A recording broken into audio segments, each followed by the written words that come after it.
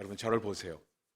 오늘 참 귀한 말씀 나눌 텐데 잘 들으시길 부탁을 드립니다. 여러분 묵상을 할 때, 하나님의 말씀 묵상할 때 제가 여러 번 반복해서 드린 말씀입니다. 비대어의 체험은 굉장히 중요하다는 말씀을 여러 번 반복해서 드렸죠. 그러니까 그 자리 현장에 있는 겁니다. 현장에 가는 거예요.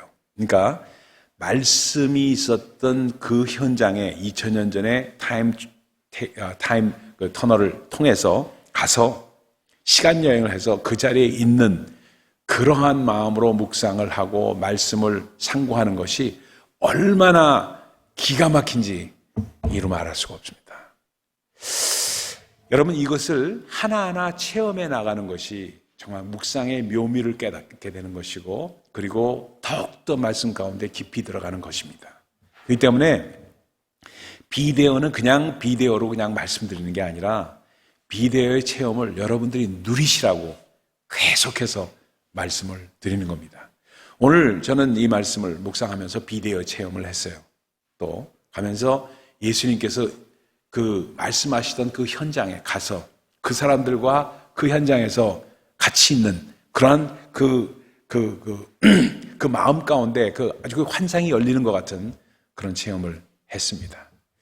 그러면서 여러분들에게 너무너무 귀한 말씀을 여러분 이 시간에 나누게 되게 됩니다. 그렇기 때문에 비대어의 체험을 하는 사람들은 항상 나타나는 현상이 뭐냐면요, 여러분 꼭 기억을 하셔야 됩니다. 이 영어로 표현하면 이게 아주 좀 쉬운 말인데 thought provoking이라는 말이 있어요. thought provoking 이라는 말은 뭐냐면 생각을 일으키고 생각을 아주 그냥 발상시켜가지고 막 사람으로 말미암아 다시 한번 생각하게 하는 그거를 thought provoking이라고 말합니다. 그러니까 그렇게 비대어의 체험을 하게 되면, 이 말씀을 전하게 되면 다시 한번 생각하지 않을 수 없는 그런 현상들이 듣는 회중 가운데 일어날 수밖에 없어요. 저는 그걸 너무나도 확신합니다. 그러니까 전에는 들어보지 못했던 그 말씀인데 이런 각도에서도 얼마든지 볼 수 있구나 하는 말씀을, 그런 생각을 할 수밖에 없는 현상이 오게 됩니다. 그렇게 되면서 오는 현상이 뭐냐면 그렇구나 하는 깨달음이 조금이라도 오게 되면 뭐냐면 새로운 것에 눈을 뜨는 거에서 오는 뭐냐면 기쁨이 오게 됩니다. 기쁨이 오게 돼요. 그러니까 same old same, 그거 들었던 얘기인데 이거 맨날 똑같은 얘기, 이러게 되면 그게 지루해지고 절대 하나님의 말씀이 기쁨으로 다가오질 않습니다. 이 하나님의 말씀이 우리에게로 말미암아 thought provoking, 이 생각을 다시 한번 탁 때리는 그 현상이 오게 되면 이게 이런 면이 있었구나, 이런 게 있었구나 하면서 new discovery. 여러분 요즘에 찬양이 아니고 이제 대중가요들 하는 것도 아주 기가 막히게 하는 사람들이 참 많습니다. 노래도 열심히 하고 노래도 기가 막히게 하고, 옛날에는 이런 것이 없었는데 얼마 전에 어저께인가 그저께 제가 저희 집사람이 이렇게 해서 유튜브를 통해서 한 곡을 봤어요. It's Me인가 무슨 한국 사람들이 부른 노래인데 전부 TV 탤런트들 배우들이 전부 나와가지고 이 사람 저 사람 나와서 전부 하는데 아주 듣도 보도 못한 그런 찬양을 하면서 마치 마이클 잭슨이 했던 We Are the World라는 찬양하는 것처럼 그렇게 하는데 너무너무 잘하는 것을 느끼면서 this is new 하는 마음을 탁 주더라고요.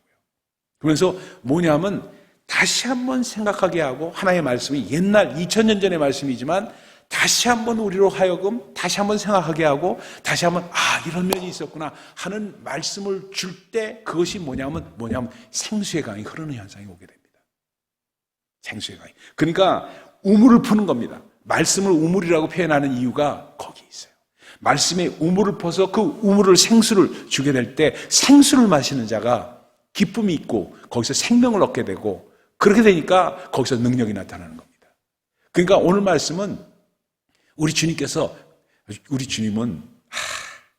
이 요한복음을 1장부터 7장까지 지금 쭉 묵상을 해오면서 다시 한 번 읽고 하면서 느끼는 게 뭐냐, 우리 주님은 유대인들과 제자들과 바리새인들에게 항상 주시는 메시지가 thought provoking이었어요. 다시 한번, 그러니까 율법을 재해석하면서 하나님의 말씀이 이런 말씀인데 너희들은 이렇게 받지 않았느냐, 지금 이렇게 되니까 same old 하니까 아무 기쁨도 없고 아무 생명도 없고 지금 그렇게 하지 않았느냐? 그러니까 이거는 이 샘에서 흐르는 물이 정말 어떤 것인데 그걸 모르니까 주시는 말씀. 그래서 바로 2장에 가면 뭐라요? 은혜와 1장에서 이 은혜와 진리가 충만한 것이 2장에서는 뭐라고 나타나요?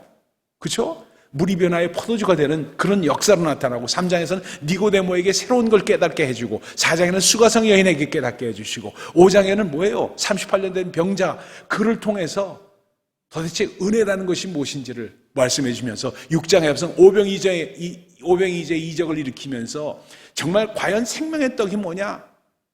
살리는 것은 영이지 육은 무익하다. 내가 너에게 이런 이 말이 곧 영이여 생명이다. 이 말씀을 주시면서 도대체가 새롭게 thought provoking 하면서 이 말씀을 듣고 떠나가는 자, 이 말씀은 어렵도다. 누가 이 말씀을 쉽게 받을 수가 있겠느냐 하면서 떠나가는 자도 있고 그분 앞에서 생명의 말씀이 주께 계시온데 우리가 어디로 가오리까 하는 사람도 있더라는 얘기입니다. 그러니까 그 변화가 탁 갈라지면서 마치 홍해가 갈라지는 것처럼 하나님의 말씀과 thought provoking 하는 그것으로 기쁨이 되는 생명을 얻는 사람들이 나고 그들에게 능력이 되는 말씀이 되더라 하는 것을 6장까지의 말씀이고 그것에서 연이어서 7장에서 또 한 번 thought provoking 하는 것이 나오는 것이 오늘의 말씀입니다. 그러니까 이 연결이 되는 말씀 가운데 오늘 말씀은 어떠냐면 배경이 말입니다. 초막절이었어요. 초막절이라는 것이 뭐예요?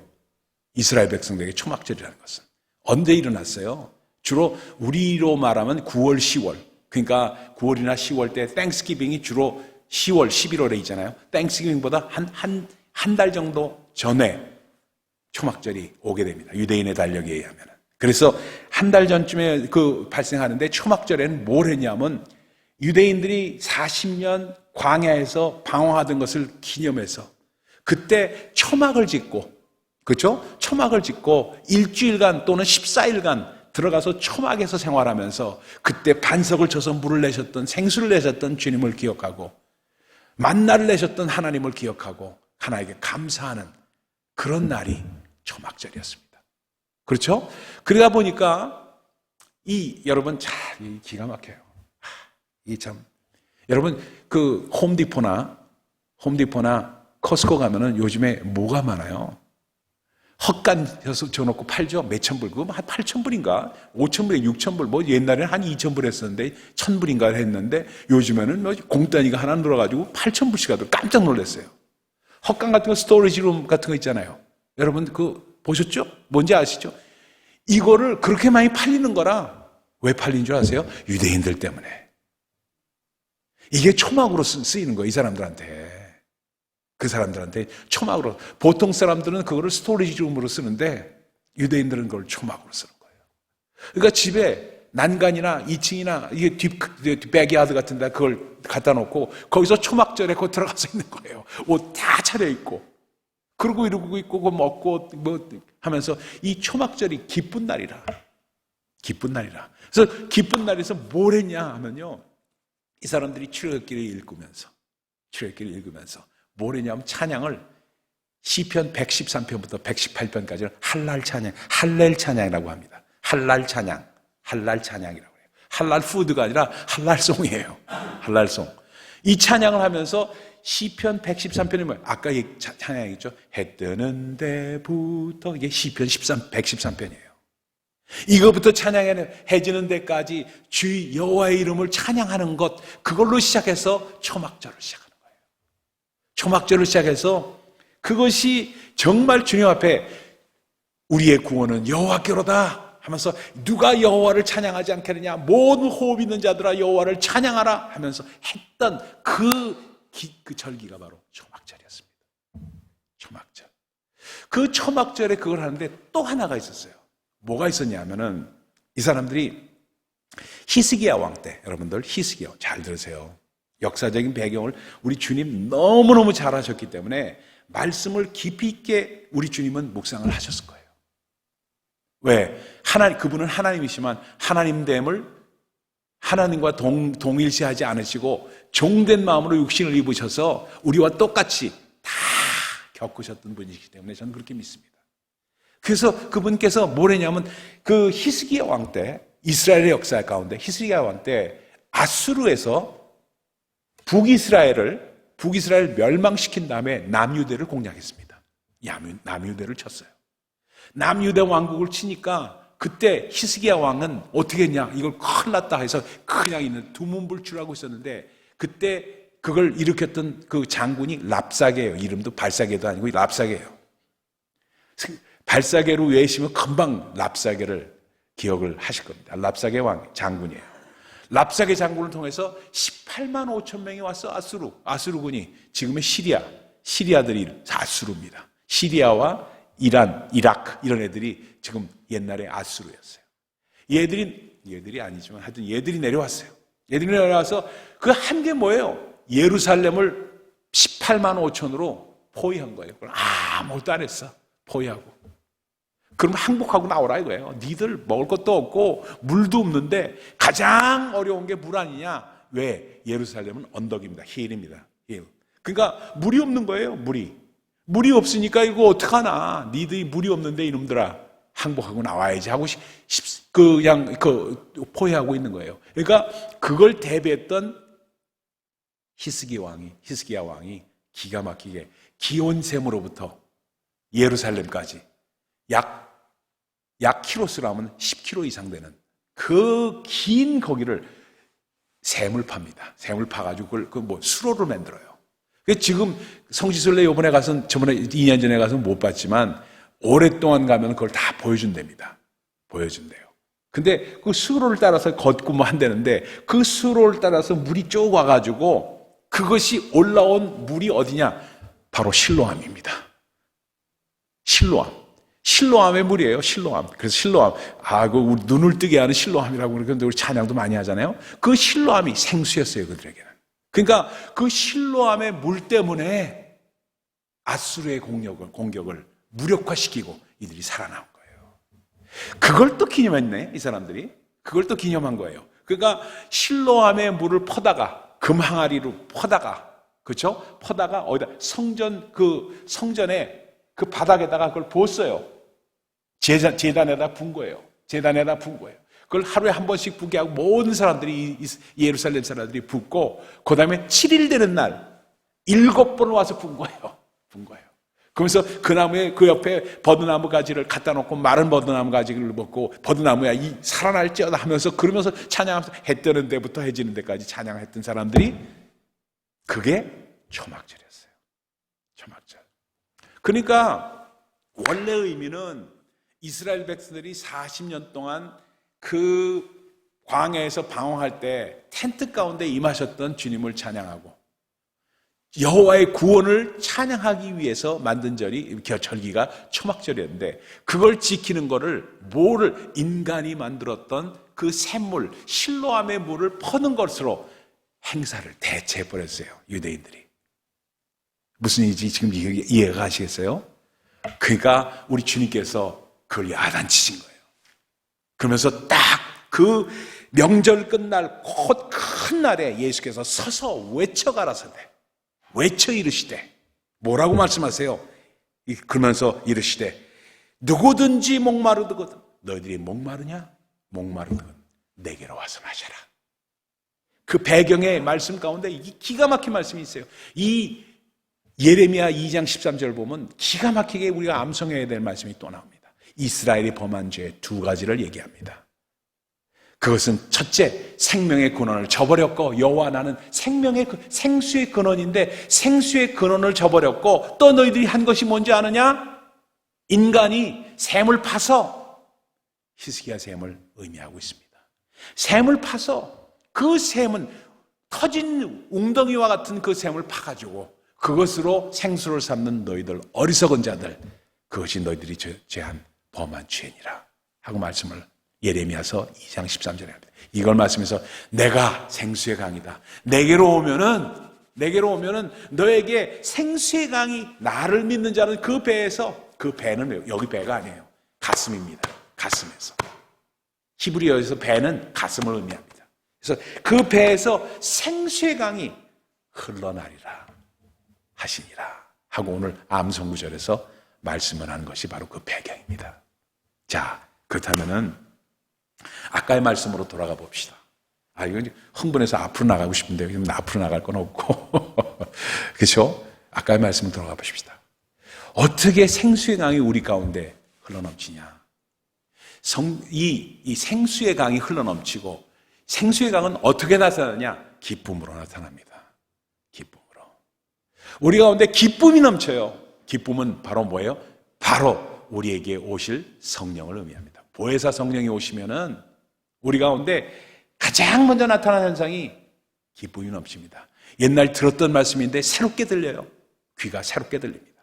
새롭게 들리면서 그것도 옛날에 알았던 말인데 새로운 깨달음이 오고 이야 그렇구나 하면서 정말 주님 앞에 새롭게 해집니다. 그러니까 설교자는, 목사는 뭐 하는 사람이냐? 새롭게 성령 안에서 말씀을 조명해서 thought provoking, 생각을 다시금 일깨우게 하는 그런 설교를 전하는 자가 목사예요.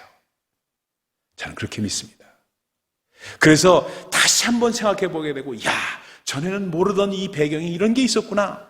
전에는 모르던 말씀인데 이런 게 있었구나. 그것이 없는 말씀은 죽은 말씀처럼 돼버리고 말아요.